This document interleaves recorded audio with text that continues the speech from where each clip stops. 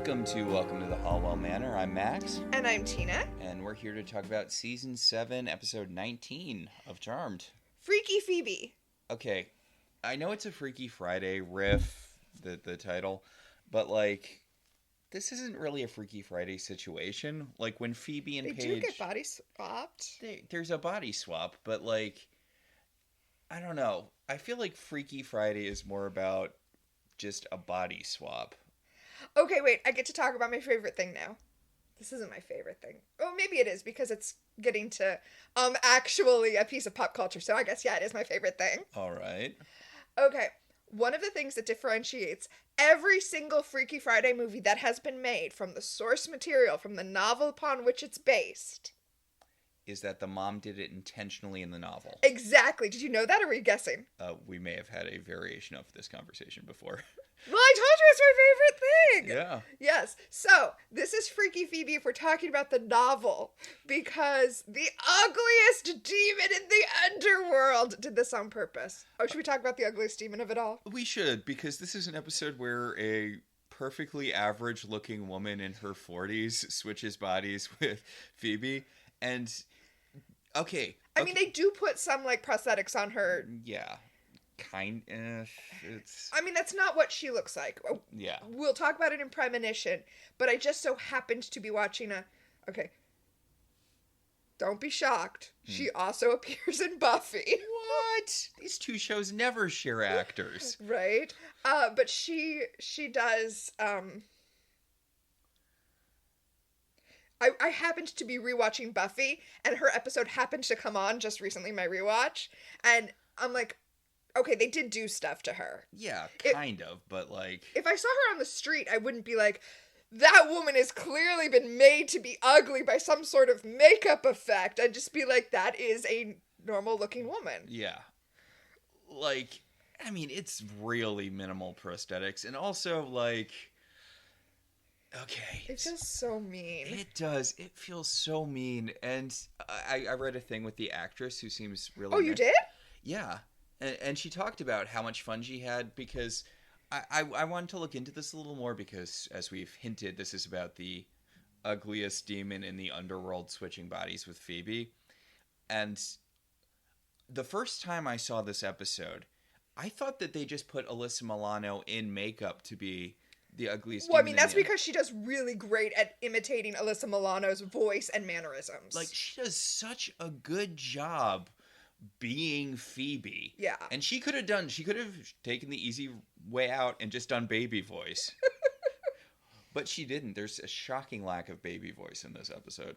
That is the crutch for doing Phoebe, isn't it?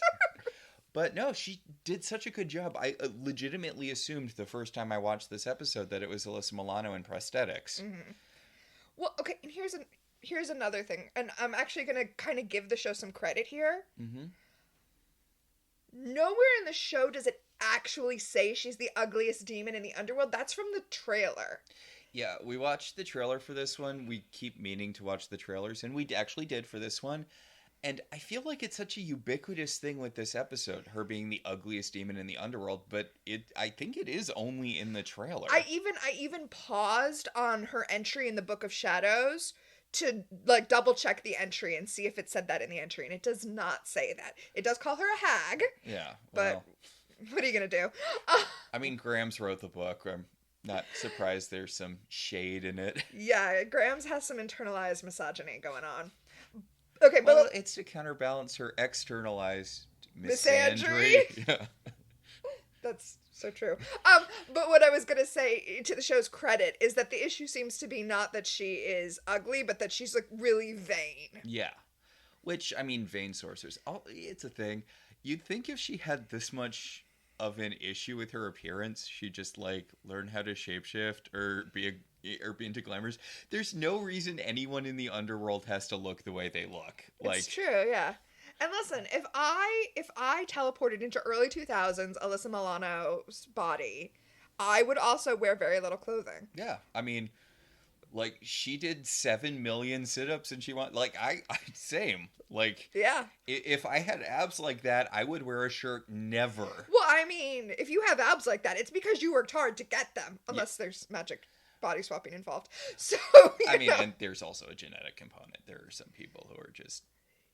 There is a genetic component in that you need to have the right genetics to get it, Mm. but you can't get that way just from genetics. Like she is shredded. Yeah, you can get to... There are people who, because of their genetics, can never look like that, but you don't come out of the womb looking like that. Mm. That baby has an 8-pack. You know what I mean. I was actually quoting... Aziz Ansari's stand-up routine. No. Whoa, weird. Oh, he does a bit about that. Okay, what were you quoting? There's a bit in Rick and Steve, the happiest gay couple on Earth, where they go to the beach, and everyone is shredded except for Rick. Oh, okay. There's a bit in Aziz Ansari's, one of his stand-up routines, where he's talking about Jesus Christ as a baby. Yeah, it's a look at the 6-pack on that seagull. That's also where it's a funny show, but it's very early 2000s gay comedy where Rick, I'm pretty sure it's Rick. It's been a while since I've seen it, but he gets told that he's like, I'm not fat, and they're like, no, you're gay fat. Which there's a whole body issue. You're not here to listen to us talk about animated shows. Body issues in the gay community? Yes, you are not here to listen to us talk about body issues in the gay community. We're here to talk about body issues in women in the early 2000s, which, listen, if you were not alive for that, oof. Oh my god. It was a mind fuck. Like, even I was not a woman in the early 2000s, and I'm still not a woman today, but, like, even catching, like, side glimpses of it is... You know that speech from Barbie? Yeah, I do. And as someone who was a woman in the early 2000s, yes, that is what it was like. Like, I remember all the, like, shit talk people did about, like, Lara... Jessica Simpson? Oh, no. I was going to say Lara Flynn Boyle. Oh. Well, they give Lara Flynn Boyle shit for being too skinny. Jessica Simpson, who had a completely normal body, they gave shit for being too fat. Like, it was... Well, yeah, I was thinking of the Britney Spears when she was in her meltdown period, and there was, like, she was at the VMAs or something, and everyone was talking about how fat she was when she was incredibly skinny. But if you're Lara Flynn Boyle, then you're too skinny, and there's something wrong with you, and it's like the game that you can't win, the speech from the Barbie movie. Yeah. But we're not necessarily here to talk about that either. We're here to talk about this episode of Charmed, where Phoebe and the ugliest demon in the underworld, a woman in her 40s, switch bodies.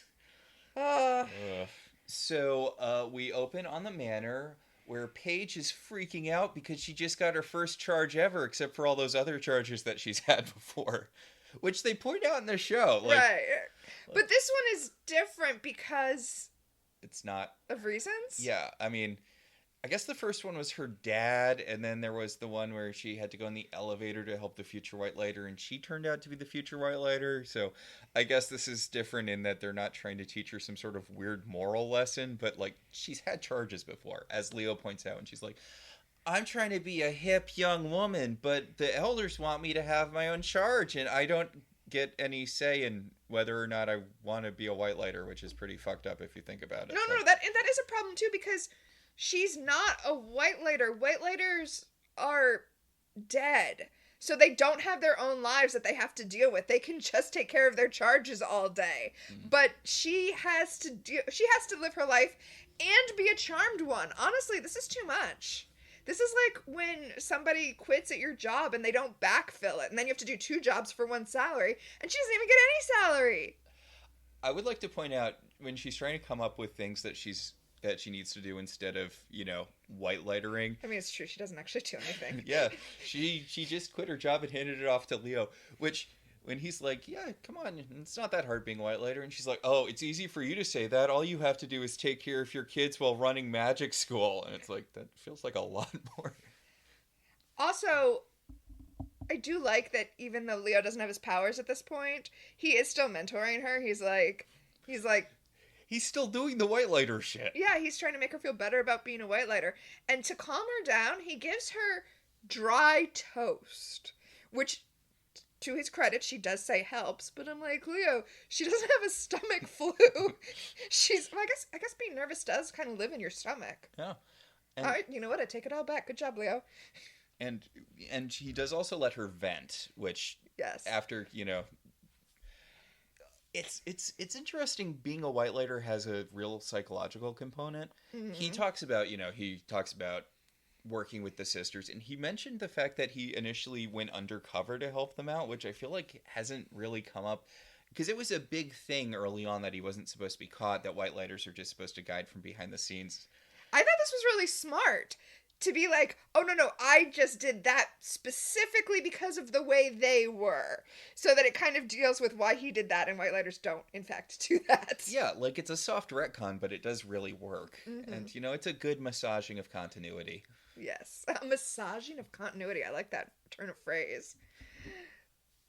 So Paige orbs out to go meet with her charge.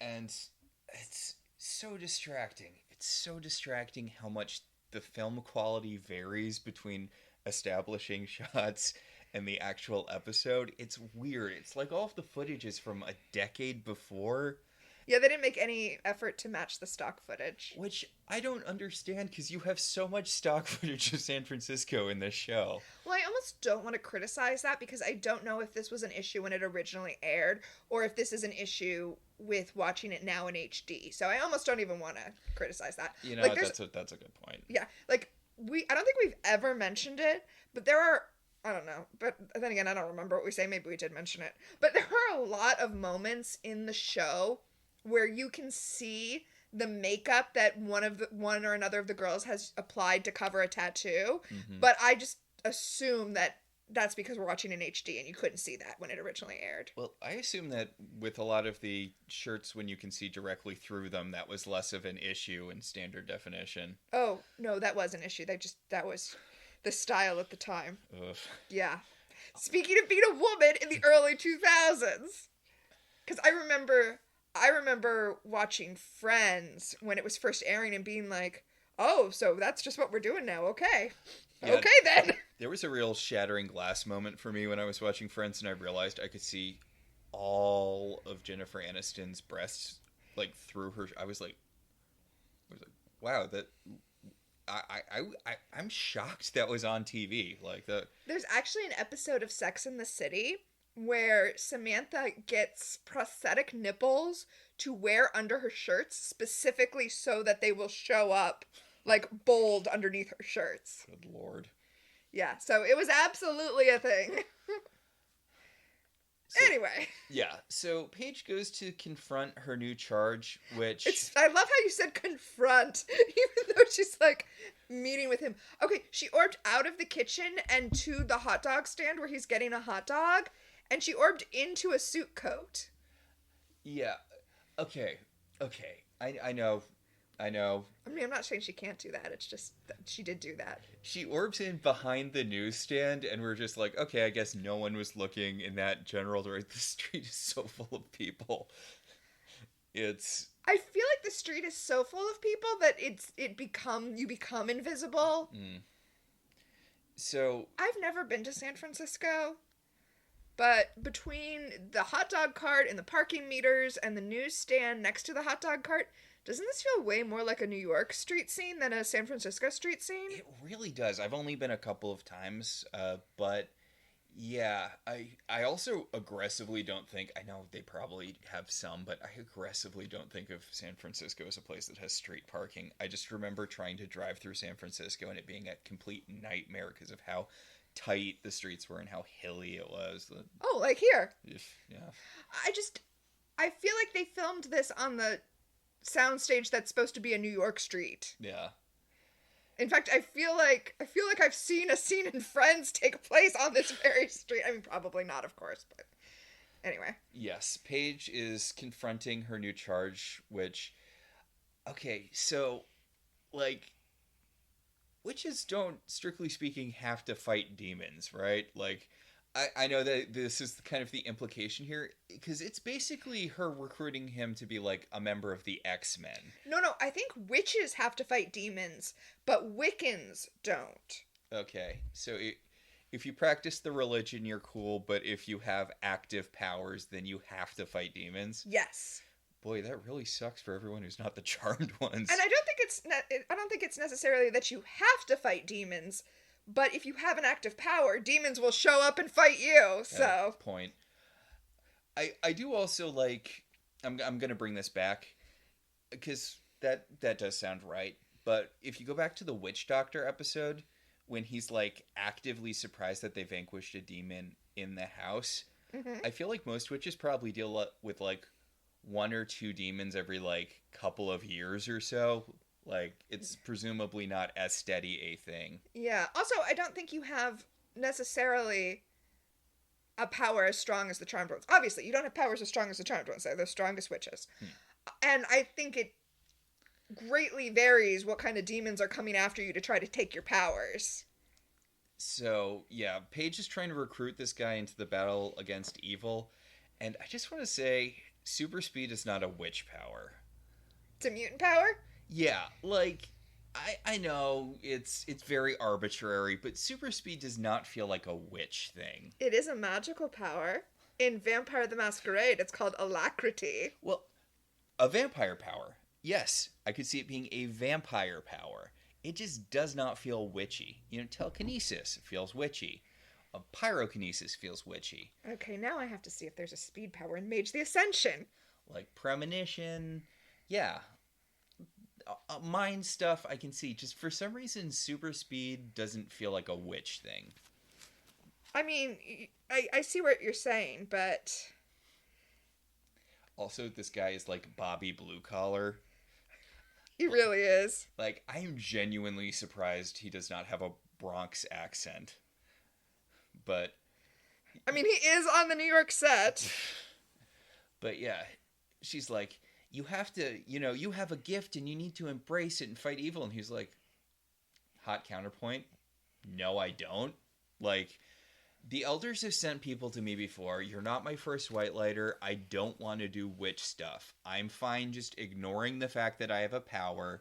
I'm not practicing or anything. I have no interest in this. Please leave me alone. And she's like, well, I would like to leave you alone, but unfortunately this is my job. Yep. It's weird that he says he's not using his power because of all of the witch powers that you could have. Wait.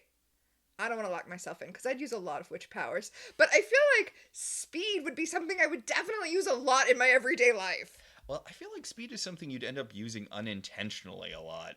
Ooh, yeah, like that one classic X-Men panel that then they recreated in, I think, the second movie, where the kids at the school are playing basketball and there's a debate over mutant powers because they're playing a game where you're not allowed to use your powers. But if your power is like balance or speed or precision, you can't turn it off. Yeah, exactly. So he stomps off, and Paige is like, "Ooh, I'm gonna get you." And by get you, I mean take care of you as your white lighter. For this episode and this episode only, don't expect to see me again. It is weird, right? Yeah, because like for every other white lighter, it's an ongoing thing. This guy should be in the rest of the show. I mean, like, spoilers. Paige comes into her own and figures out how to be a good white lighter to him. Kind of. I mean, it's not like she fails utterly and the elders are like, never mind, we'll assign him another white lighter. Like, she does her job. Does she, though? I mean, she gets him to help in the fight against evil, but she kind of just uses him for her thing. Like, she's not doing a lot of helping. I mean, I guess that's putting him on the right path and guiding him or whatever, but it's really just making him do stuff for her. I mean, are you familiar with the elders' relationship with the Charmed Ones? Point. So, at P3, Piper is dealing with a bunch of demons attacking her. They are attacking her, but they're playing soft fireball. Yeah, I mean, they're throwing stuff at her, but then taking a long time so that she has plenty of time to fight them. And she tells them, she's like, hey, look, you know the deal. The deal is you don't attack at our home and you don't attack at my workplace. They absolutely do both of those things all the time. Seriously. And Paige orbs in and she's like, wow, demons attacking in P3? That never happens. And Piper's like, you're right, Paige. That never happens. And I also want to point out that Paige uses her orbing power to very slowly throw a stool at one of the guys. Like, they are not... They're standing there for so long. To be fair, their goal is not to kill anyone, as Piper points out later, but also, like... Yeah, but also they could have come in using maximum strength and not killed anyone, Yeah. as we well know.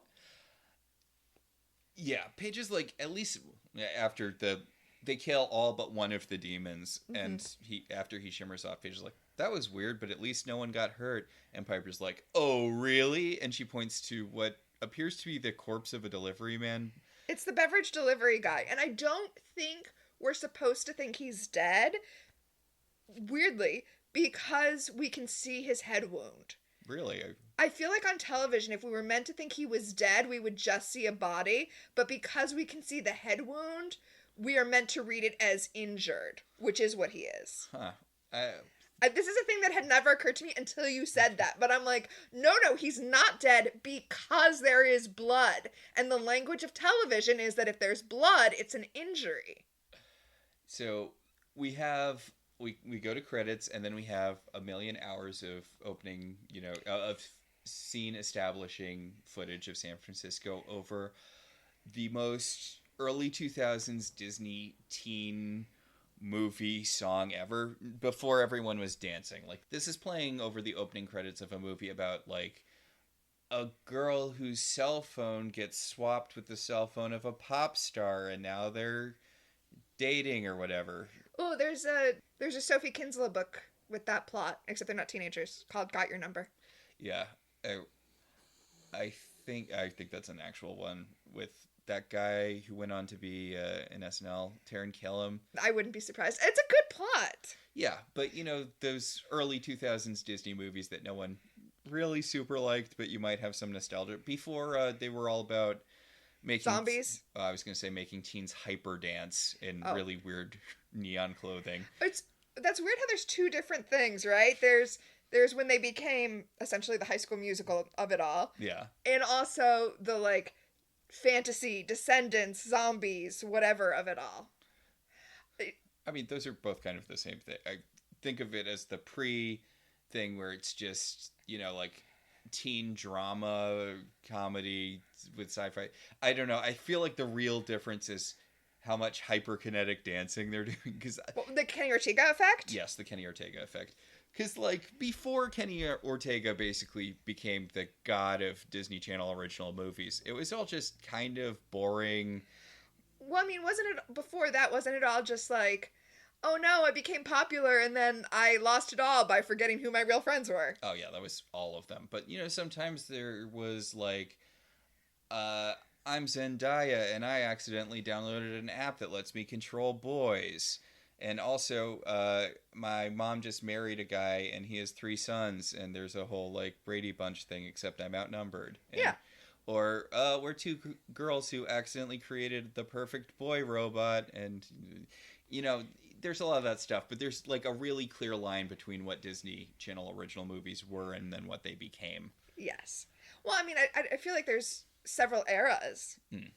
Because I would argue that not Disney Channel original movies, but like the Disney TV movie was a thing when it was like Escape from Witch Mountain and stuff like that. So I think computer wore tennis shoes. Yeah, so there's like several eras of Disney movies, but yeah. And those were, they were 3 hours long and they were incredibly boring and nothing happened in any of them. But you would watch them because whatever teeny bop boy you had a crush on was in it when he was 12, and so you had to watch it to have the complete filmography knowledge. Oh, I think I was going earlier than you because the computer wore tennis shoes was like young Ron Howard, so this was just like wasn't that young Kurt Russell? No, he was like the older brother in that. I was talking about the computer. Okay. Ron Howard. Kurt Russell was in that though. Yeah, I think so. Okay, yeah. Got weird teen heartthrob Kurt Russell. Yeah, no. Well, no, that was unrelated to that. But whatever teen heartthrob you were into was in those movies, like as a side character. Your teen heartthrob was not the main character. Okay, we talked about this for a really long time, and I was gonna say, much like I don't really comment on the quality of the film stock because I assume it's an SD/HD thing. Yeah. I usually don't comment on the song choice because I'm never sure if it was replaced or not. That is fair. That is fair. But this music feels so... And I guess it's just because you have to sit with it so long because it's really long opening credits. Yeah, it is. So back at P3, 10,000 hours later, Piper and Paige are talking to a cop about what happened, and they're like, "Oh yeah, it must have been a robbery. Thank God that guy's okay. He just got hit in the head hard enough to be unconscious. This is TV. He's fine. You don't have to worry about it." Even though if you actually get knocked unconscious from a blow to the head, you are in major trouble. Yeah. At least they're taking him to a hospital. It's okay. Yeah. But they actually say he doesn't remember much. And Piper says, "Oh, thank God." And then she's like, "I mean that he's talking because that means he probably didn't suffer brain damage." And Paige is like, "Real smooth, Piper." But no, yeah. That was smooth. That it was, Paige. No need for the sarcasm. Piper's like, "We need to not call 911 so much because, suspicions and all." And Paige is like, "Well, Leo can't heal anymore, and I haven't got off my ass and learned how to heal yet because it's not next season because for some reason I don't learn how to heal until the goddamn postscript season." I mean, Piper's child can heal, and Paige hasn't gotten her shit together to learn it yet. Embarrassing. It really is. But yeah, so, as you say, we're going to need to be calling 911 a lot more often. Yeah. But Piper is instead immediately proven right because the person who came to P3 to investigate this crime was Inspector Sheridan. I like how Paige tries to change the subject to talking about her charge, and Piper immediately shuts it down with, yeah, that's great, Paige. Maybe talk to Leo about this. Oh no, Inspector Sheridan. Inspector Sheridan is so much more long running in the show than I remembered her being. Right? Like, she's been in 2-3 seasons at this point. She was around before Chris died, and that feels like forever ago. I feel like I have to quote Honeybee from the television show The Great North. Mm-hmm. And be like, "Oh my God, I can't believe you're making me sympathetic to the cop." But poor Inspector Sheridan! She's just trying to do her job with these three obviously sketchy women that her partner is clearly doing something to cover for. And all she gets for her trouble is kidnapped and memory erased. Also, apparently no one else in the police department is helping out with this at all because she's meeting Piper and Paige for the first time. Right, because she had her memory erased. And it's like, so no one filled you in on what you were investigating before all of this went down. Also, it's not a Daryl cover-up thing. As they ask about Daryl, and she's like, "Yeah, they're not paying for him to be on the show anymore. He's on assignment. He's on vacation with his family. Don't worry about Daryl." But no one else in the police department was like, "Yeah, you were investigating these three sisters for something weird, and then their nephew disappeared after trying to steal a car, and you were investigating that." Well, no, they didn't know that Chris was their nephew. He was just some guy living in their house. And then you mysteriously vanished for 5 months. Did no one investigate Sheridan's mysterious disappearance and then reappearance? Okay, I'm going to say something that I know I've brought up before, but I'm going to bring it up. Mm-hmm. A hint that someone once gave me for running an RPG was that your players can do whatever they want and derail the story as much as they want, because if you always know what your villain is doing, you'll always know what the consequences should be. And no one on this show is tracking Inspector Sheridan's through line because this show is wild from her point of view. But in addition to that, I'm just going to say it, she shouldn't be here. This was a break-in. Somebody's going to come down, they're going to file a report that you can send to your insurance, and that's it. This is not something that anybody is going to be putting a lot of shoe leather into. Yeah, I mean, honestly, I'm kind of... not to go off on a whole thing, but given my limited experience with the police, I'm genuinely surprised any cop showed up for this at all. Right? And listen, as somebody who, when I was working in property management, had more experience with the police. Yeah. I'm doubly shocked that anyone showed up. Also, Inspector Sheridan clearly has some kind of brain damage. I mean, obviously, because of everything that happened to her. But she's like... I mean, repeated mind wiping with white light or dust, and also whatever Brody did to put her in a coma. Right? But it shows because she's like, seems a little suspicious that they were here to rob you before you opened. That's when people rob places! Yes! No, Inspector Sheridan. Let's wait until there's a bunch of people and security in the building before we try to rob it. We want as many people there as possible. Seriously, stop making me feel bad for Inspector Sheridan. So... ACAB includes Inspector Sheridan, but I still feel bad that Brody put her in a coma. Well, Brody was a cop too, so... Yeah. So... Cop on cop crime. Paige is like... Inspector Sheridan wanders off after being like, you sure are suspicious, and I'm going to figure out what you're up to. Paige is like, boy, it's a good thing the white lighter memory dust worked on her. And Piper's like, it's not super reliable. And also, her brain has to be like Swiss cheese now. That's not... Yeah. Like, I know, again, TV, but she's also been knocked out kind of a lot. Yeah, no, she probably has, like, that... Wait, what is it that the football players all have now? CTE, is that it? Yeah, it's some concussion. Yeah. It's concussion something. But yeah, she obviously has that. So, down in the underworld, the ugliest demon in the underworld is brushing her hair in a mirror.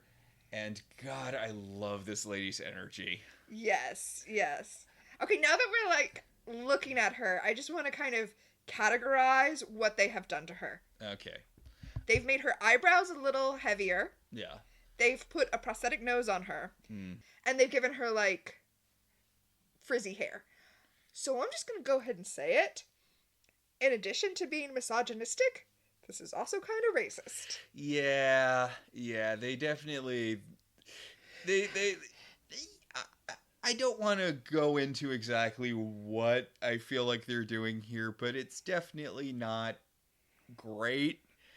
It's like, she's so ugly, like someone from Eastern Europe. Yeah. Like, oh my god. Now, I do feel like they've also done something to her teeth. Yeah, maybe a little, yeah. Maybe. I'm not entirely sure. But yeah, it's... You would not blink twice at this lady. Like, she just looks like someone. I mean, I've seen so many people on the street who just look like that, and it's not... Oh, okay, I'm sorry. I'm not over it yet. Yeah. Because her henchman comes in to let her know that they did not successfully get any of Piper's hair, which is what they were after. I'm sorry, but also speaking of the SDHD thing. Yeah. I feel like watching it now, like, really closely, like we're doing, it's also really clear that those are fake eyebrows and a fake nose. Oh, yeah. Like, it's also very clear. There's like some Nanny McPhee shit going on. So she tells the demon, come closer, Lados. You can tell me how poorly you did as well over here as you can over there. I disgust you, don't I? You wish I was pretty like one of those charmed ones. And he's like, I mean, you're my boss. It feels like I shouldn't be talking about how attractive you are or are not, although I guess it's the underworld, so. There's famously no HR in the underworld. Yes. Also, we're talking about demons, so if you're talking about human beauty standards, which you must be because she is excited to look like Phoebe, then by looking like a human, you're already like 90% of the way there, because these are demons! Her name is Amara. Amara, yeah. These are demons! Some of them have, like, slime and horns! It's a Chaos Demon reference. Yeah. Drusilla, like the one Drusilla cheated on Spike with. I love... I'm sorry, this is so off topic, but I love how he describes the Chaos Demon as it's just horns and slime. And then when we finally see him, like 3 seasons later, it's the most ridiculous looking thing. It is not at all what you picture when Spike says it's all horns and slime. It's like a guy with antlers.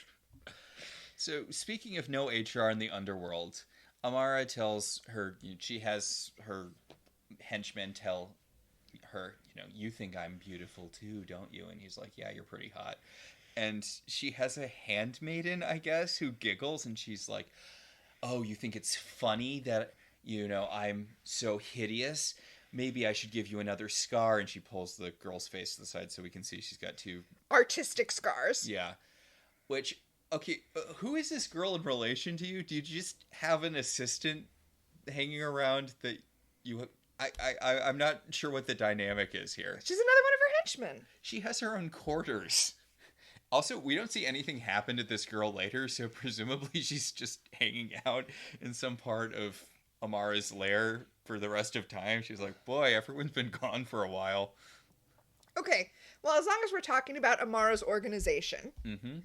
I think that she's pretty smart.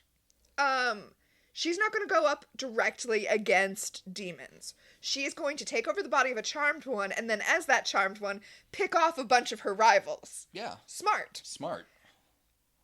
It makes sense to me that she has her own little, like, mirror government going on, right? She's got her own henchmen, she's got her own handmaids, she's got her own whatever, and she, honestly...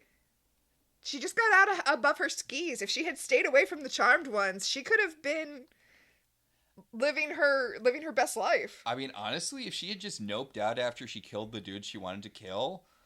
Yeah, you know what? It's. I said it earlier that the real issue is not that she's ugly; it's that she has vanity. If she had not been obsessed with keeping Phoebe's body, this plan would have worked. Yeah. So yeah. As, evil contains the seeds of its own destruction, I guess. Like, does she just keep this girl around so she can beat her up when she feels bad about herself? I mean, yes. Probably, yeah. Yeah, 100%, yes, that's exactly it. Like, girl, you could probably find a better job in the underworld, right? Ooh, I'm going to make up a backstory for her right now. All right, go for it. That girl was a human, and she actually did a spell to make that girl really hot in exchange for her soul. And then when she died, she had to become her servant. And... that's why she, like, abuses her now. Like, her beauty is all because of the spell that Amara gave her that she sold her soul for. But also, like, if you're not satisfied with the way you look, like, glamours exist, bro. I know. Remember those three demons that all made themselves look like Jenny McCarthy? Yeah. And the other two blondes whose names I don't remember? So... Amara establishes her backstory here. She used to work for the Source, and it sucked. And now that Zenku's, accumulating power and starting to take over the underworld, she's like, I don't want to have to deal with this again. I don't want to have to listen to some other rando dude.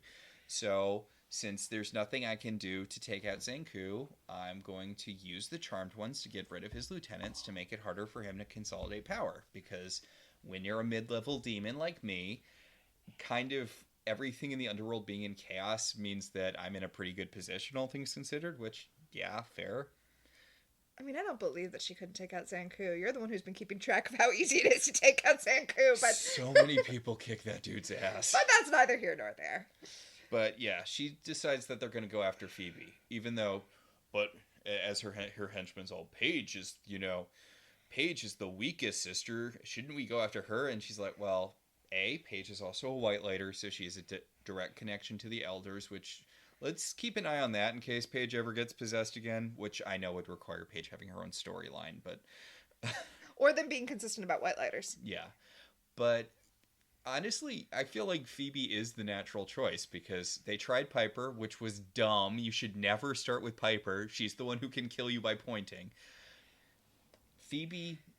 doesn't have any active powers currently. She apparently got her premonitions back, although God knows we haven't seen one in forever. Well, I mean, even with premonition, which is technically an active power, it's not an active power that's gonna hurt. Yeah. So, yeah. Yeah, and she points out, also she's famous, which I think would be a bad thing but, she wants the hottest sister. But also, she's famously erratic. Yeah. Yeah, one of our running things when we're watching Charmed is, what do Phoebe's coworkers think is going on with Phoebe? Which my theory is drugs. I mean, seriously, I am legitimately going to write a fan fiction that's just Charmed retold from Elise's point of view. I mean, in this episode too, because we go from the underworld. Okay, I mean, I was just going to say, in this episode, she doesn't witness her weirdness. She only hears it secondhand and is like, Phoebe wouldn't behave like that. Okay. Jeez. we we cut from them talking about why Phoebe is the best candidate for soul swapping, which is not technically possession, but yeah. And to Phoebe complaining about how their paper has lawyers now because they're getting sued a lot, so now lawyers have to go over her column so they won't get sued for her giving bad advice. Haven't they done this before? I feel like they've done this before. They have not done this before. Some variation on this. Like, wasn't there a thing with a psychiatrist? Or, oh, no, that's in this episode. That's this episode. You're just thinking of this episode. Yeah, a psychiatrist is going to review her advice because she could be sued for giving bad advice. And, okay, no, she couldn't. It's advice. You don't have to take it. Also, she's not claiming to be a doctor, unlike a lot of people who give advice on TV. Dr. Phil, Dr. Laura. Like, oh man, when was the last time you heard about Dr. Laura? The early 2000s. I'm just saying, like, she's not. This is nonsense. This is nonsense. So Piper finally manages to break through Phoebe's rant about how all lawyers deserve to go to a special part of hell, which I feel like might be a Cole reference, but maybe not. Oh yeah, maybe it is. Although, do they remember Cole at this point? People are so mean about lawyers until you need one. But Piper finally breaks through Phoebe's little rant to tell her, look, I was attacked by demons earlier. There's a new demon threat we all have to deal with. Take this potion. And Phoebe's like, why do I need a potion? And Piper's like, in case you get attacked, to vanquish a demon. What are you talking about, Phoebe? Phoebe also points out that demons never attack at P3, which... Whatever. Alright, so we go from that to magic school, where Paige is having a conversation with Leo about how bad everything went. But before they start doing that, there's just a little establishing thing where Leo's having a conversation with, I don't know, one of his aides or whatever. And he mentions that Mr. Feeney teaches telekinesis, which is... Saved by the Bell reference. Boy Meets World. Boy Meets World reference. And it is 100% a Boy Meets World reference because the librarian is played by the woman who is the mother on Boy Meets World. Oh. So it is 100% a purposeful reference. That's fun. So Paige is talking more about how she doesn't want to do this and the guy doesn't want her to be there. And also she still has issues with the elders because of gestures broadly at everything. I mean, the she elders should.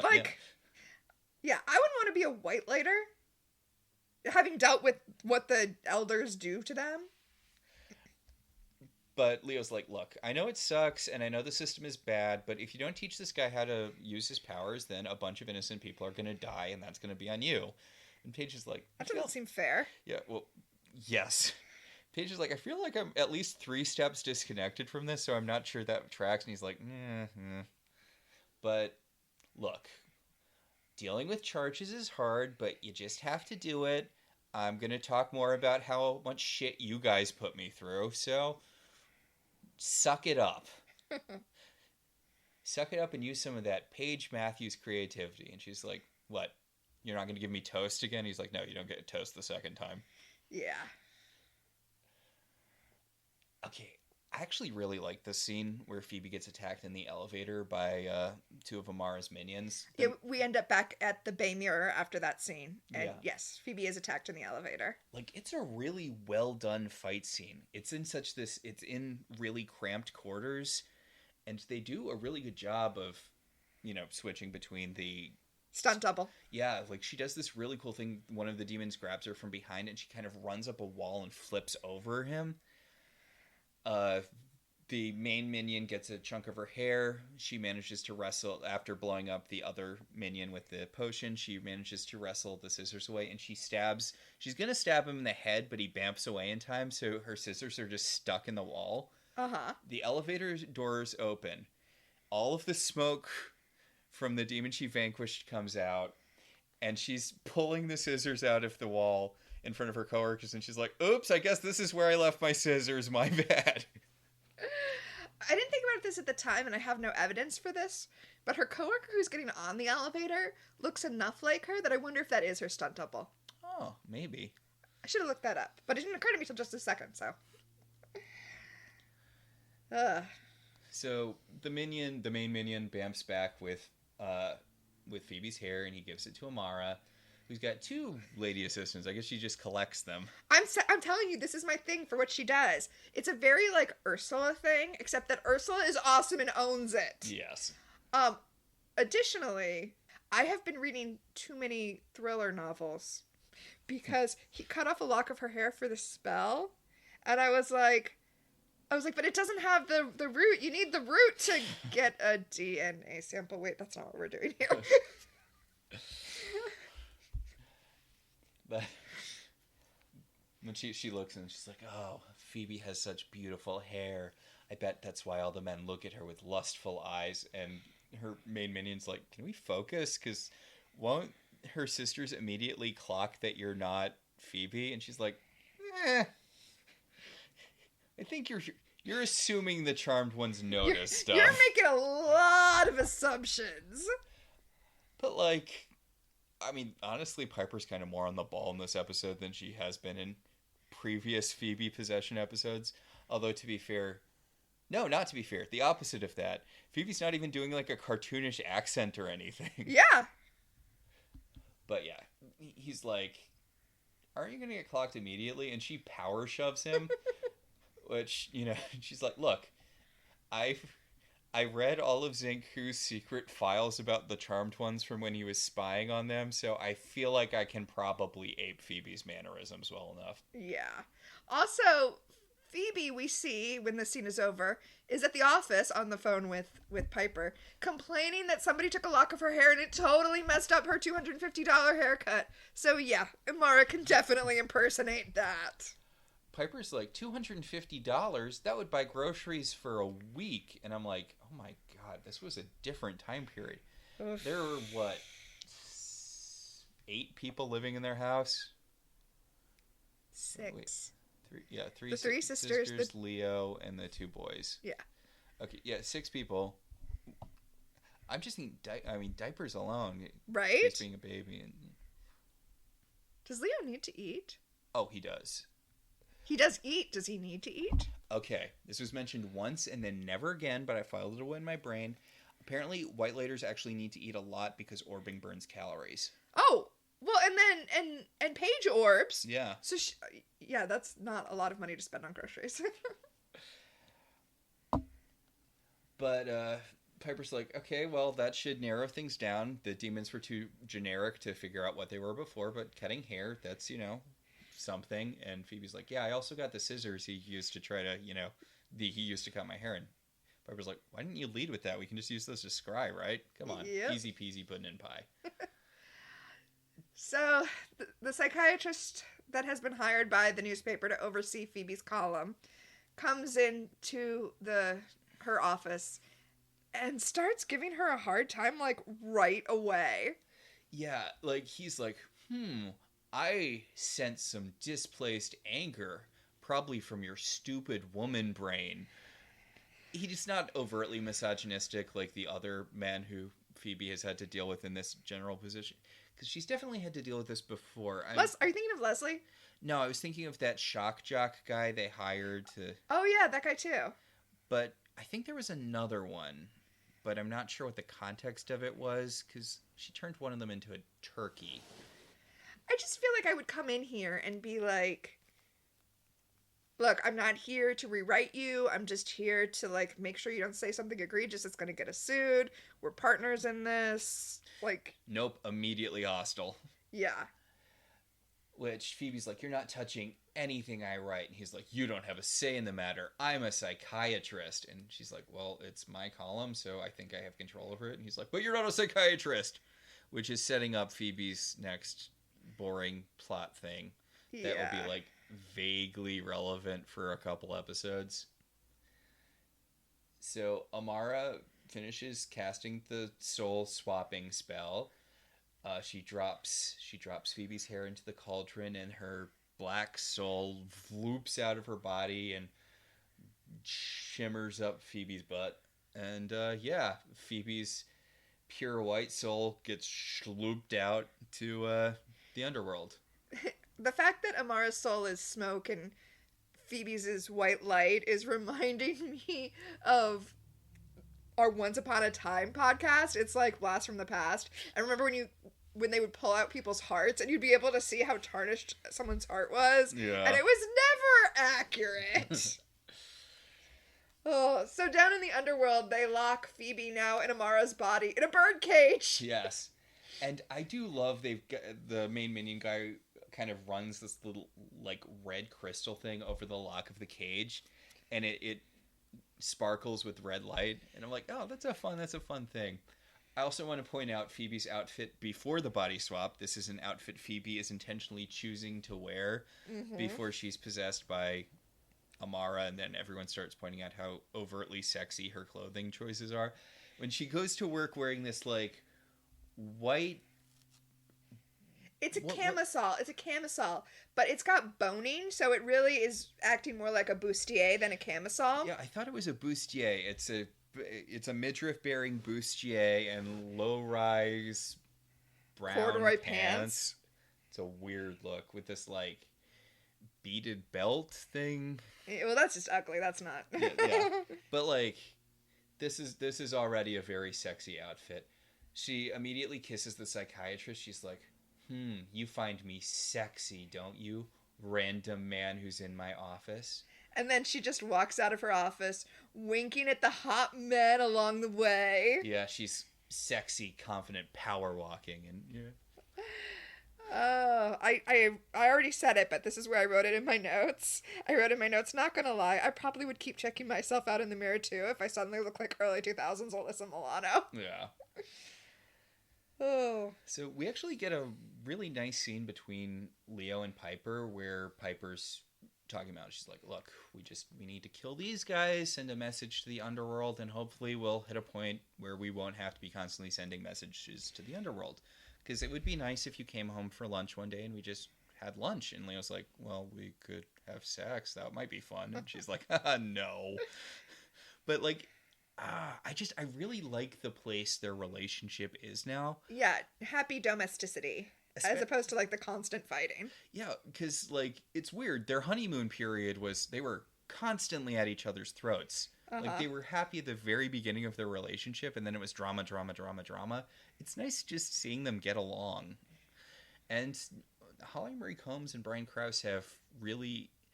It feels weird calling it chemistry, because I don't feel like the two of them are, you know, sexual dynamos or whatever. It's not... You're not picking heat up, but you can tell how comfortable the two of them are with each other. Yes. And it really comes through in stuff where they're just kind of talking casually. It's nice.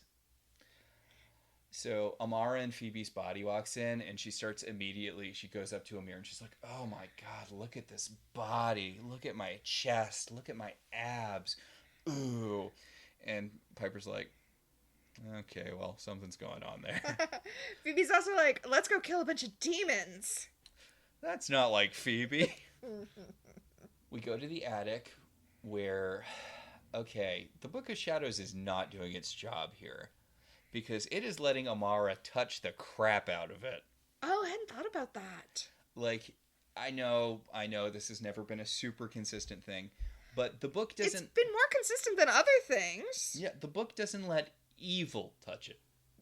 It's not just a Halliwell thing. Like, it should sense that Amara is evil and not let her touch it. Like, this is one of the big things, so... You are right. I wonder if, like, intention has something to do with it. I wonder if because her intention is to kill demons as opposed to kill the charmed ones, if that's what's making it different. Oh, that's an interesting thought. I feel like I'm putting more thought into it than the writers did, but yeah. So... Amara fakes having a premonition. Which should be the main tip-off that it's not Phoebe. She fakes having a premonition specifically so that they don't use the scissors to scry. She fakes having a premonition that one of the demons behind it is Dalik, one of Zanku's lieutenants. He feels weird that he has lieutenants. For all the talk of him consolidating power, it doesn't seem like he actually works with other demons that much. He always really just feels like he's doing his own thing, but... It does, but this makes sense that this demon is somebody who works above ground, like, politically, the way that Cole, as Balthazar, was an attorney who rose up to, you know. Yeah. Also, you probably would want to have a demon.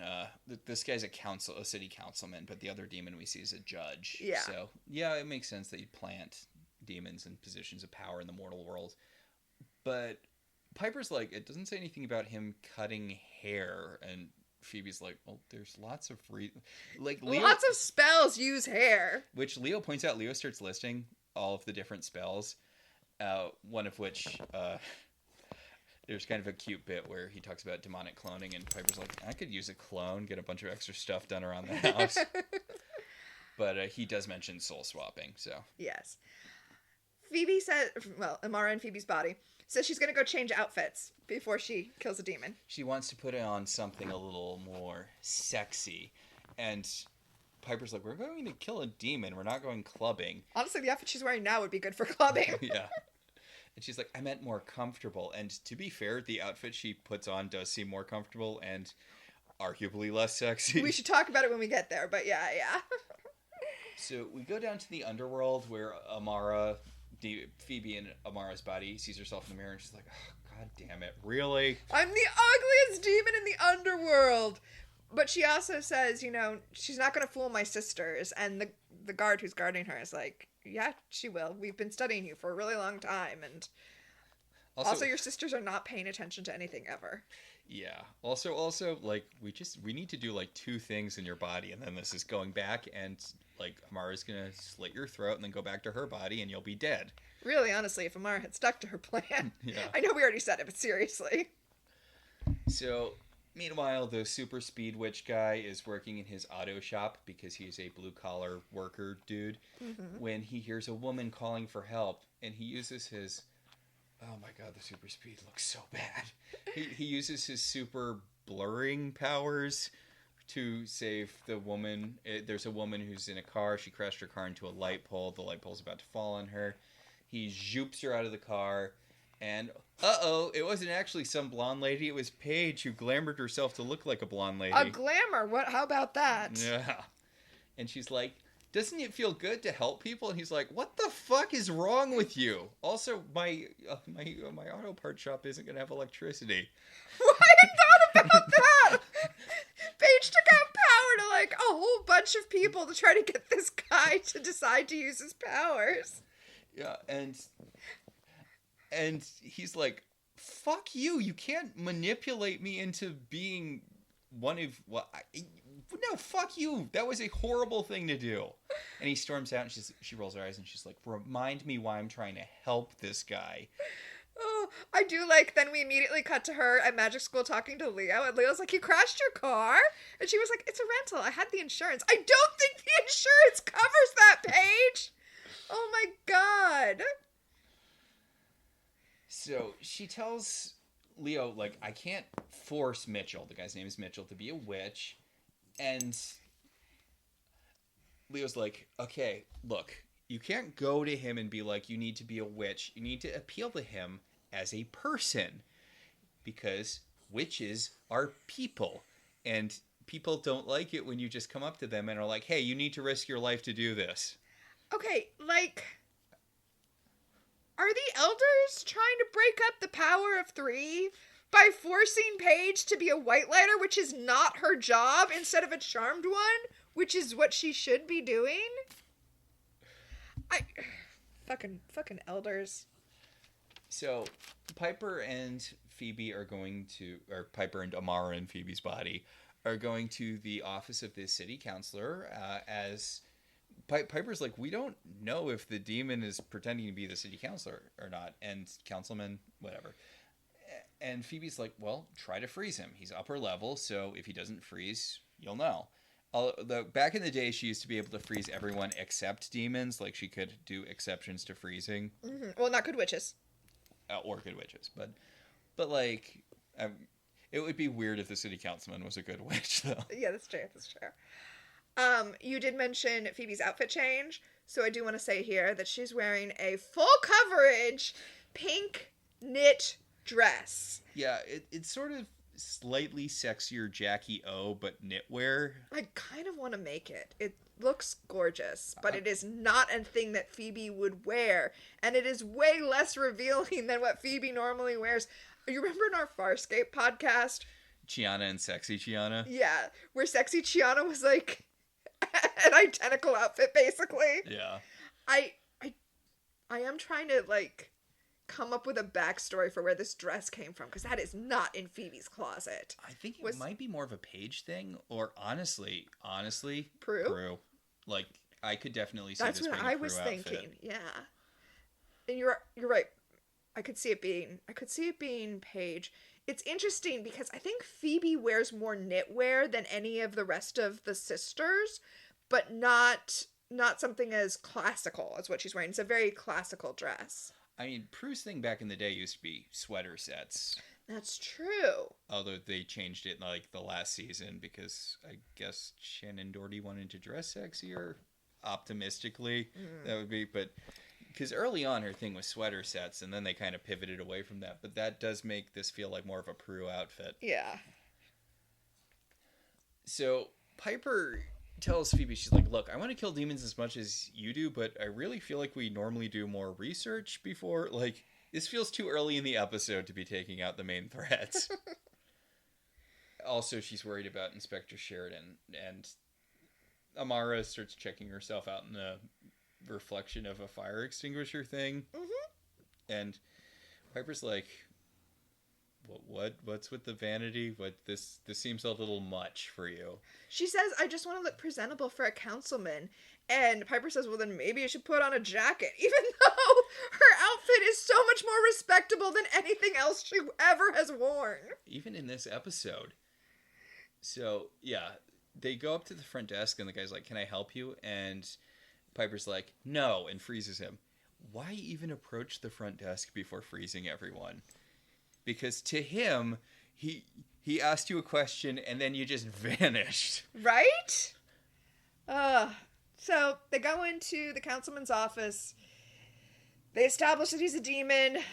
Phoebe throws the potion that Piper gave her earlier in the episode to vanquish him. Probably a different one, because she used it to vanquish the guy in the elevator. Oh, you're right. It was the same color. Yeah. Which, I mean, good on Piper for creating a handy, generic vanquish potion. I do like, she asks Piper what was in it, and Piper's like, who cares? It worked. And then when they leave, the camera kind of lingers on the security guard station so that we can see that they were caught on camera, which, of course they were. Like, hello? So Phoebe's celebrating that they got the demon, and Piper has this kind of weird line where she talks about how actually we attacked him, which, I mean, I guess technically yes, but weird point in the show to start pulling that out. Piper talks about how Phoebe's acting really weird in that she's trying to hunt demons, and also she's obsessed with the way she looks, which one of those two things is weird for Phoebe. I don't remember where it happens, but at one point when she's checking out her reflection, Piper says, oh my god, stop worrying about your hair, it looks fine, because she assumes that that's the thing that Phoebe is concerned about, which actually explains why Amara is able to do this so well, because vanity is the flaw for both of them, and Piper finds nothing strange about that. Yeah. So Phoebe goes upstairs to change her outfit again, because she's been in this for almost an hour. And Inspector Sheridan bursts into their house, because they went to the city councilman's office before he disappeared, which, it's been like less than an hour, right? Well, that is something that the police would show up for. Yeah, but like, he didn't disappear he didn't go out for cigarettes and not come home. He literally vanished from his office. I know, but it's been the amount of time it took them to drive home. I guess. I did write in my notes, because Sheridan is so suspicious of them, and she's like, a club got robbed and you petitioned your government? That can't just be a coincidence. Yeah, because Piper's like, yeah, we were having an issue with a tree in our yard, and we went to the city council to complain about it. And Inspector Sheridan's like, he's not your councilman. And Piper's like, yeah, we figured that out when we got there, and he told us he wasn't, which is honestly a pretty good, because I'm not sure who exactly represents our district. Yeah, I definitely would have to Google it. All right, so down in the underworld, Phoebe's actually being pretty clever here. yeah, she like fakes out like the spell swapped back, and then she tells the minions like she tries to be Amara, and she's like, "Oh my God, they caught me! They swapped me back! Let me out! I have to stop them now, or they're gonna come here and kill us all." Which is good because the minions are like not sure. They're like, "I don't know. How do we know it's really you?" And she's like, "You dare challenge me? I'm gonna rip off your penises and stick them up your butts." And one of the minions is like, "Well, that is the sort of thing Amara would say." Which, I mean, generic threats are kind of, Yeah. But the main minion is going to go check to see, Okay. which I guess fair. What's funny is she says if you go check, Phoebe's just going to kill you the minute she sees you, and then we're all going to be in trouble. And, spoiler for 5 minutes from now, Amara does immediately blast him. So. Well, she gets Piper to do it, but yeah. yeah. So, Paige orbs back into Mitchell's blue-collar grease job. I think he's a car mechanic. He's a mechanic. It's Mitch's auto repair. Or auto service or whatever. So Paige is like, I Googled you, and it turns out that your wife died, and that's why you suck and don't want to be a witch. And he's like, I had super speed, but I wasn't fast enough to save her. And she's like, well, get over it. I actually thought this was kind of a sweet backstory. I honestly would have liked some more breathing room for Mitch. Like, I feel like there could have definitely... I feel like if they had given Mitch more screen time, he could have been my telekinesis. I can see a script that would make me cry with him, like, talking about not being fast enough to save his girlfriend, and he has super speed, and... Oh no, the horrible irony of that. Yeah. I also, like... He was going to meet her, and he was late. He doesn't even remember why he was late, but he was late. And when he got to wherever he was meeting her, demons had killed her. And it was clear he was the real target, and therefore guilt. And Paige is like, hey, I know what that's like. My parents died in a fiery car explosion, and I tried to use magic to save them, and it blew up in my face like a fiery car explosion. So, yeah, it sucks, but you can't just stop doing magic because people die. My parents' death wasn't even magic related. People die all the time. But honestly, like, they do both have survivor's guilt.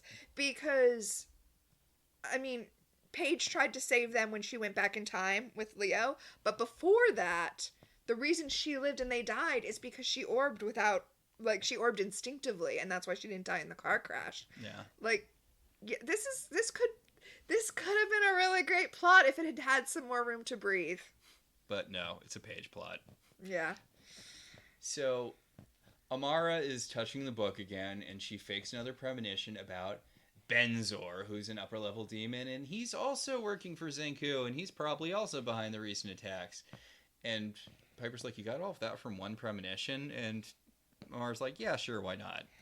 I mean, we have seen, especially in the early seasons, when Phoebe has premonitions, she seems to have perfect recall of them and be able to kind of even go into them again and read text and stuff. Yeah. Yes, she has a pink flip phone.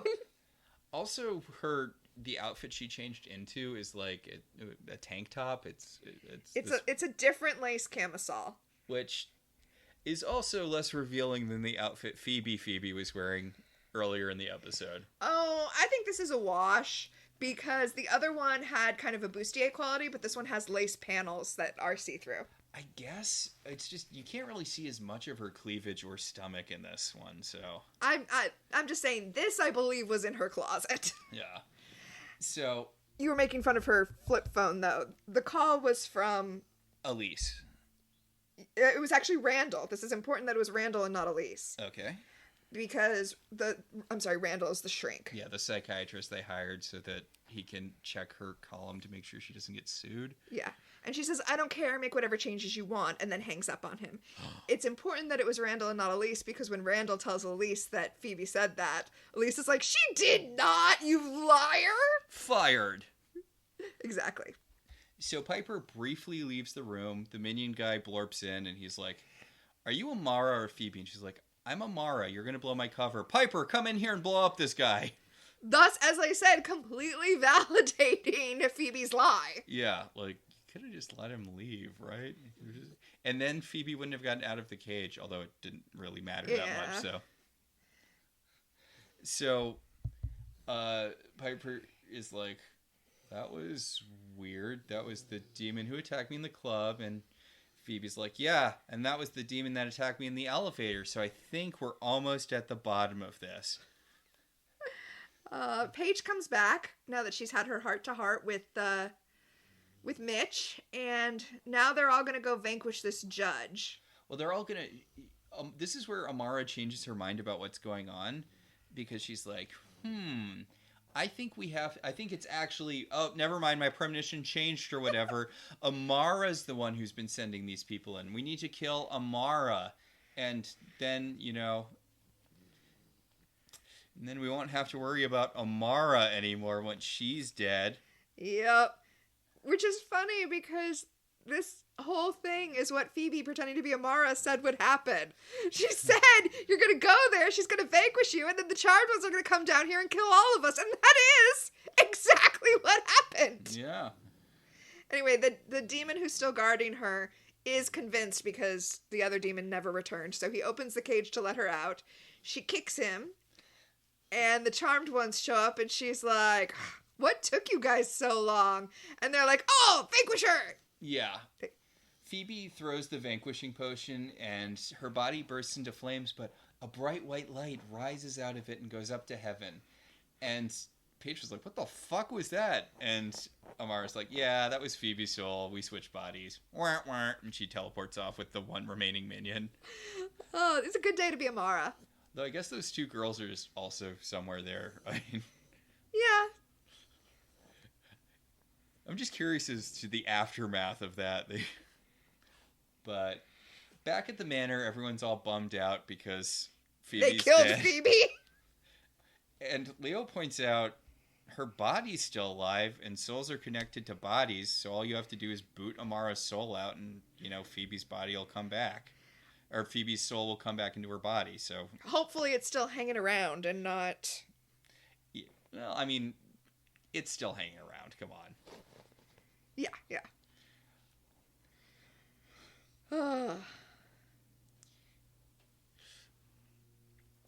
Like, this is really not actually that big of an issue. Like, it's only an issue if Phoebe's moved on, but her body's not dead, so why would she move on? Yeah, she would have to give up to move on, and they all know she wouldn't have given up, so they're like, okay, well, we'll just do the body swap again, and then be done with it. Piper points out that they need a piece of Amara's hair to do the body swap, Amara and Phoebe's body, and she's like, but I don't think she'll let us get close enough, and okay, does it have to be Amara's hair? Or does it have to be Phoebe's hair? Because if it has to be Phoebe's hair, I feel like they just need to go to her hairbrush. But if they it remove... needs to be freshly cut, remember? Oh! That's why they couldn't for soul swaps. Yes, I forgot it. Good. Okay, I forgot it had to be freshly cut, yes. So... Boy, demons do a lot of sitting around after throwing one fireball. It's true. Paige is like... Well, I have a plan to get that hair. I have a plan to get that hair. Luckily, my subplot will come in handy here. We cut to a brief scene of Amara in Phoebe's body killing the judge. He throws a fireball at her, and she dodges it, and it blows up her minion. And then the judge just kind of stands there for a little bit, and she's like, oh, that was my last minion, and she blows him up with a potion. Yep, and then Mitch super speeds in, cuts some hair, and then super speeds out. Why couldn't Paige just orb behind her and do it? Because that wouldn't be encouraging Mitch to do the job. But you're right, she totally could have. Yeah, because Piper's all, how are we going to get her... In fact, I wouldn't be surprised if the first thing that occurred to Paige was, I'll orb in and take her hair. And then she was like, oh, this is actually a good opportunity for me to use Mitch. Yeah, it's a good confidence boost for him. Yes. So Mitch gives Piper the hair. Phoebe shimmers into the room. Amara and Phoebe's body shimmers into the room. She throws a fireball at Piper, who very, very casually blows it up out of midair. I love that moment. She's like in the middle of reading the spell. She doesn't even look up from reading the spell to stop the fireball. They finished reading the spell. I guess they also needed the hair in the cauldron for some reason. It feels weird to have a spell. They had to drop it into the cauldron. Yeah, it just feels like a little hat on a hat to have a like read aloud spell and a cauldron. But I don't know. I feel like having a verbal and a material component is not that weird. yeah, so Phoebe's soul zoops down from the upstairs. It comes down into the body and it forces Amara's soul out, and Amara's soul goes down, and then it's kind of fun because it's just like Amara's face in a cloud of black smoke, and it's like ah rah rah rah rah, and then it kind of blows up as it goes into the floor. Yep. And Phoebe's a little mad that Piper didn't clock her, and Piper's like, I did clock you. Like, this, we did really well considering. I mean, not until your body got blown up, so I guess I get, or the body you were currently in got blown up, so Yeah. I guess I get it. But, like, come on. We did better than we usually do in this situation. Remember when you were possessed by Mata Hari and we didn't get it at all? For like ever? Oh. Anyway, final scene. They're in the Bay Mirror. This is what we've talked about. Elise tells Phoebe, yeah, that shrink said that you kissed him and then said you don't care about your columns. So I fired him. Yeah, he's clearly lying and, you know, not capable of doing this job. And you know what? I decided, fuck the lawyers. I'm just going to run your column as is. You don't need any professional psychological help. I mean, Elise is right. Elise is technically correct. I mean, not about her not needing psychological help, but it's an advice column in the Bay Mirror. It's fine. It's fine. And look, I know the Bay Mirror is like a daily paper, but to me it so much feels like an alt weekly. And I just think about the advice columns that run in alt weeklies, and I'm like, this, whatever Phoebe is saying is fine. Okay. Also, Phoebe, now that she's no longer possessed by Amara, is now wearing the sensible outfit of dollhouse curtains. It's a shirt made out of dollhouse curtains. It's so ugly. It's so ugly. At least she's pairing it with white denim pants. Oh, this was the style at the time. So, after Elise stands up for her, Phoebe's like, that's really sweet of you, Elise, but also, you did have a point. I think that my column could use some real psychological help, and I'm not going to elaborate on that at all. Bye. I really like Paige's outfit here. Like, we cut to P3, and Paige is wearing this like kind of bright green mini dress. It's very cute. It kind of looks like a cuter version of what she wore when she was a nymph. It does. Honestly, it would have been better as her nymph outfit. Yeah. I mean, it's not a natural green, but neither was her nymph outfit, so. I think we don't see her wearing green a lot, and it looks really good on her. It does. So Phoebe enters with water for everyone, and she tells them that she's going to go back to college and she's going to get her doctorate in psychology. And Piper points out, college again? We already did that plot. We already did this plot. You were only in college for like 3 episodes before you graduated. And Phoebe's like, I want to help my readers as best I can, and for that I need to be a doctor. And Piper's like, well, I guess at least you're not using your powers to have sex with a bunch of dudes to try to get pregnant. No, I don't know. This is fine. I mean, I like how everyone's being supportive and that they're not actively telling her it's a stupid idea, but none of them seem into it. It's funny, I do a thing on our Blue Sky where I am reading the tie-in novels. Yeah. I hadn't thought about it until now, but I feel like the tie-in novels use the fact that Phoebe is a student so much more than the show ever did. Barely any episodes touched on it. But yeah, Phoebe's going to go back to college so that she can learn more about psychology and be a better advice columnist. She also says she's going to get her credentials and become a psychologist. So she's going to be a psychologist, but also do an advice column. Okay, I want to point this out. So, early on in our podcast, we had a running joke with Phoebe where whenever anything happened where she brought up the fact that she used to live in New York, she would say, I used to live in New York, which much later I realized was a Britta line from Community. One of Britta's go-to things was, I used to live in New York. Right, but that's not just a Brita thing. No, it's a thing entire. It's a real thing. It is a real thing. But we are entering the point in Charmed where Phoebe is getting Brita's second thing, which, as a future psychiatrist, which is one of Brita's later running gags, and it's going to be Phoebe's thing for until she loses interest in this plot. Phoebe is just Brita. Phoebe's just Brita. Huh. All right, let's wrap this shit up. Yeah. All right. Because I said the Bay Mirror scene was the last scene, and then we had 2 more scenes, okay? We get the P3 scene, and now we're in Inspector Sheridan's office, where some other cop comes into her office and is like, hey, did you hear that Phoebe blew up the judge? I mean, just kidding. They don't know it was Phoebe, but they do say, like, he died. Maybe you should add that to your investigation into what happened to the councilman. Yeah, he's like, another missing person. The judge disappeared, so another missing person. It's becoming a real epidemic. And then we have a sinister, thing of Sheridan flipping through all these files as, the show ends. And I'm sorry, guys. I cannot take Sheridan seriously as a threat. All right, so honestly, the episode's kind of fun until the last. It's fun throughout the whole thing. I like the lady who played Amara. I agree with the actress who played her. I wish she had been more of a running character. Yeah, honestly, this is a decent episode. Yeah, it's got its fun moments. It's not anything to write home about, but yeah, I had fun with it. This is a good episode 19 of a show. Yeah.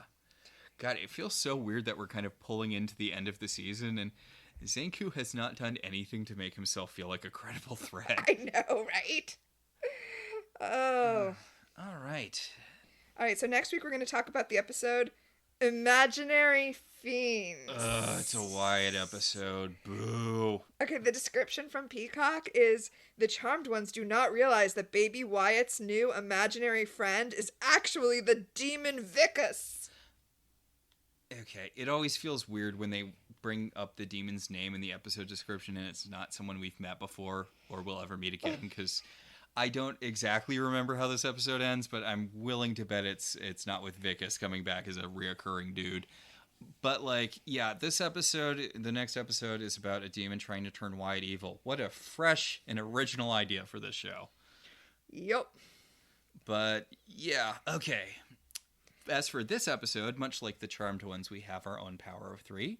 The first power in our pack is Premonition, who in this episode was, or will become famous. You've seen the lady who played Amara and other stuff. Well, as I prematurely preminated, the woman who plays Amara is Suzanne Krull, who, amongst other things, was the owner of the magic box in Lover's Walk? Lover's Walk, which I always call Love's Bitch, because that's what I think of the episode as, because Spike's line is so much more iconic than Lover's Walk. Yeah, it's the episode where Spike tries to get Willow to use magic to hook him and Drusilla up again because Drusilla dumped him. Yeah, so she ends up kidnapping Willow to do a love spell. But also, in the meantime, Willow is trying to do a spell to stop having a crush on Xander, which I would argue would only require just looking at Xander for a good 10 seconds, but I mean, he was a handsome dude. It would require listening to Xander. There you go. But I don't know, to me I feel like this is a really good magic moment in Buffy. The magic box owner is the one who, when she realizes she's trying to do a reverse love spell, tells her to use the raven's feather instead of the dove's feather. Which is nice. Yeah, so that's her. That's Amara. Yay. So. But she's also a hey, it's that guy. Like, you've seen her in a lot of stuff. Not looking like this, though. Yeah, not looking like this. The second power in our pack is Time Freeze. What specifically dated this episode? Wait, can we do that last? Oh, okay. We can put that last. Leave this in. Leave this discussion in. Yes. We need to do that last for a reason. Okay, but. Okay. The final power in our pack, or second to final power now, is telekinesis. What, if anything, genuinely moved you? I'm going to say nothing. Okay, I didn't actually feel moved by this, but I kind of feel like I should have been moved by this, so I'm just going to mention it. The scene between Paige and, what's his bucket? Mitch. No, although, sure, I could say the same thing about that scene. No, the fact that as far as Charmed is concerned, this is the last episode where we do a wrap-up with all three sisters at P3. Wait, seriously? Yeah. Whoa, wow. Although that is according to the Charmed wiki, maybe. We'll keep an eye out. But yeah, I guess P3 isn't really a thing in the last season. Yeah. And, weird. Also, I did really like that scene between Piper and Leo where they're just having lunch together while doing demon research. Like, you know what? I did genuinely like that. I was moved to talk about it even, how much I like the place their relationship has reached, which is why it actually has weight when Leo gets frozen by the Angel of Destiny to force the Charmed Ones to do their job in the last season. Oh my god. All right, the second power in our pack, which we're doing last, is time freeze. Did you have a time freeze? I did. It was Phoebe's little pink flip phone. It is aggressively early 2000s. Okay. It is hot pink. It is tiny. It is a flip phone. Okay. So, all right. I kind of have like a string board thing here, but a little miniature string board. There's not a lot of string on it. Okay. I feel like this episode resolved an early 2000s struggle for terminology. All right. Okay, so in Gilmore Girls, season 3, episode 18, when Rory has decided that she's going to go to Yale, and she's talking to Jess about it, and Jess tells her that he's done the calculations and that Stars Hollow is only 30 minutes from Yale, so he'll come up and visit her all the time. And she says, "How did you know that?" And he says, "Do you, Yahoo?" Right? Oh my God. I know, it's cringe. I get it. But that's what he says. That happens in 2003. That episode airs April 22nd, 2003. Then, in Buffy, season 7, episode 4, Help. The one with Cassie. The one with... Willow Googles her. Yes, and that airs October 15th, 2002. So, about 6 months before the Gilmore Girls episode, right? And they're talking about Cassie. She says to Xander, "Have you Googled her?" And yeah. And he's like, "Willow, she's in high school." Right. So this episode comes out May 1st, 2005. And Paige tells Mitch that she has Googled him. And I feel like this episode is settling the debate between, are we going to use Yahoo as the generic term for Googling something? Oh, we just did it. Yeah. Are we going to use Yahoo as the generic term for searching for something, or Google as the generic term for searching for something? And now, ironically, Google is getting rid of the search thing because... You know what? I'm going to go ahead and throw this out here. Not sponsored. I'm just telling y'all. I just recently switched to DuckDuckGo because you can... I was going to say it doesn't have AI. It does have AI, but it's very easy to turn off. So... Yeah, I need to... The thing is, like, I have so much stuff with Google, it's going to be hard to... It's... You can port all your passwords over. I mean, just having all that stuff with Google, it's like... Oh. It's a lot of detangling to do. I've still got Gmail. I still use Google Drive. Yeah, no.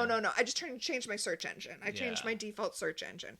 Because, and you know what? Some of our younger listeners might not know, Google used to be a great search engine. Now it gives you AI slop for every search. I hate it so much. So and it's pivoting away from doing search stuff at all. It's just all going to be AI now, which... Ugh. So yeah, I switched to DuckDuckGo. But yeah, on that note. Yeah, I think that'll about do it for this week. Yeah, I think that'll do it. Our show is partially listener supported. If you want to be one of our supporters, you can head over to our website, www.welcometotelevision.net, and click on our Patreon link. I'd like to thank our current $5 and above patrons, Beryl, Patricia, Rosa, Alex, Becca, Carolyn, Cassidy, Daniel, Alicia, Hoops, Jen, Javier, Maricruz, and Randall. If you'd like to support the show in other ways, you could always rate and review us on Apple Podcasts. It helps other people find the show. If you want to talk about this episode, or any episode of any television show, you can find us on Blue Sky at Welcome to TV, or you can email us at ilovetelevision@gmail.com. Also, I recently started putting our podcasts up on YouTube, so you can find us there as well. Yeah. So until next time, I'm Max. And I'm Tina. And this has been Welcome to the Halliwell Manor.